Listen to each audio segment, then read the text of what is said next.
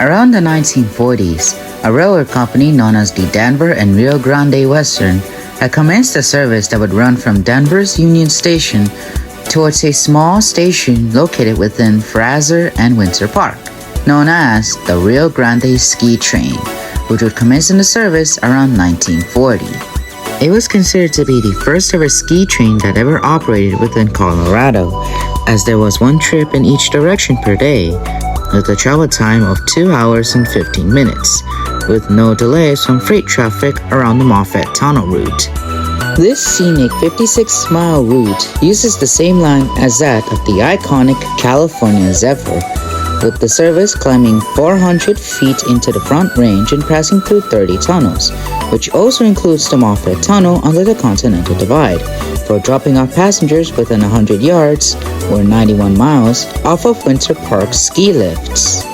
It isn't either unknown on which type of rolling stock that was used on the ski train before the EMD diesels began to take over the service, but in the 1960s, the 22-car-long train to Winter Park was regularly moving at an estimated 18,000 passengers, with many of them being young, unsupervised, and sometimes rowdy people.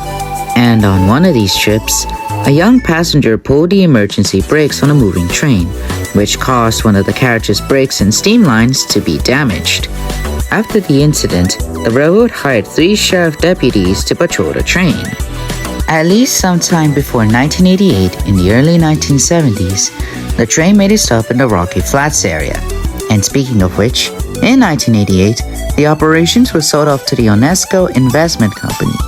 in which they made various needed improvements to run the new ski train for 2 decades under the reporting mark of the SKTX. In this era of the ski train, it would consist of 3 EMD F40PHs pulling 14 carriages with 8 coaches, 3 club cars, and 2 cafe lounge cars, and run retreat car, with the train accommodating for 750 passengers during those 2 decades in service. During those 2 decades in service, it had a few mishaps, like on the 21st of January of 2006, the return trip was cancelled after a coal train hit the railroad blocking the line, which left 700 passengers to be stranded at Winter Park, which had entered buses to take the passengers bound for Denver, and refunds were offered for those who made alternative arrangements. And just 2 months later, on March 19th, another freight train derailed, delaying the return of the ski train for almost 6 hours, with the train arriving at Denver around midnight.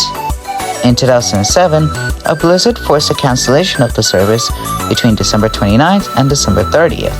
Unfortunately, the ski train made its final run towards Winter Park on March 29th, 2009. This was caused by the escalating costs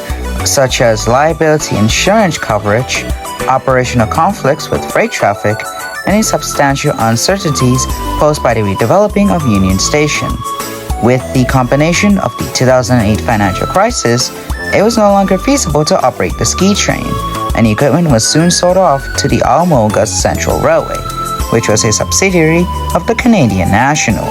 with most of the rolling stock, including the 3 F40PHs, to be refurbished and repainted into the Almoga Central's livery and are now used on the railway's Awaga Canyon tourist train.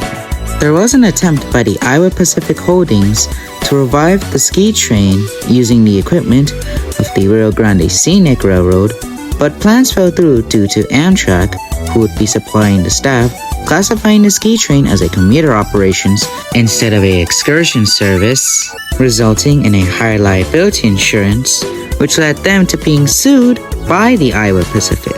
with the company even agreeing to settle the matter on December 23, 2009, 5 days prior to the return of the service on December 27th. With the payment to the Iowa Pacific, full refunds were made by the IPH to customers who had purchased the tickets, and the service was never revived for at least a decade.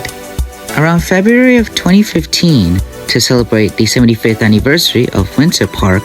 Amtrak, the Winter Park Resort, and the Union Pacific Railroad announced a special one-day-only service, which was known as the Winter Park Express, which would run on the 14th of March, with the tickets being priced at $75. all 400 seats were sold off within 12 hours, and by popular demand, a second train was added for Sunday, March 15th,